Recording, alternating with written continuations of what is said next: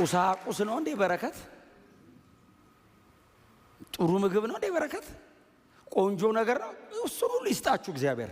እሱ ግን አይደለም በረከት። እሱ በጌታ ያልሆነ አምላክ የለም የሚል ኤቲስት ሊበላ ይችላል። እግዚአብሔርን የሚሳደብ ሰው እንደዛ አይነት ኑሮ ሊኖር ይችላል። እሱ አይደለም በረከት። ከእግዚአብሔር ጋር መኖር ነው በረከት።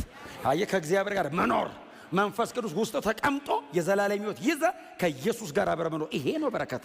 አያም ሳቲስፋይድ አለ እኮ ጳውሎስ። ረክቻለሁ፣ ጠግቤያለሁ።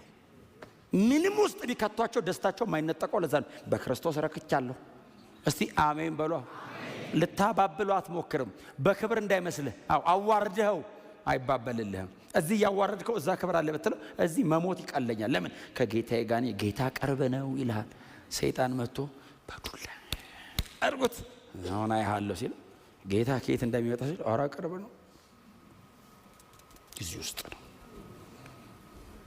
እገላለሁ ሲል ከጌታ ጋር ልኖር ናፍቄያለሁ።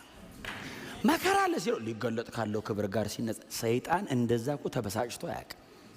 እንደሱ አርጉት ሰይጣንን። ባዶ እጁን መንገድ ለመንገድ ይንከራተት፣ አያትርፍ እናንተ ጋር።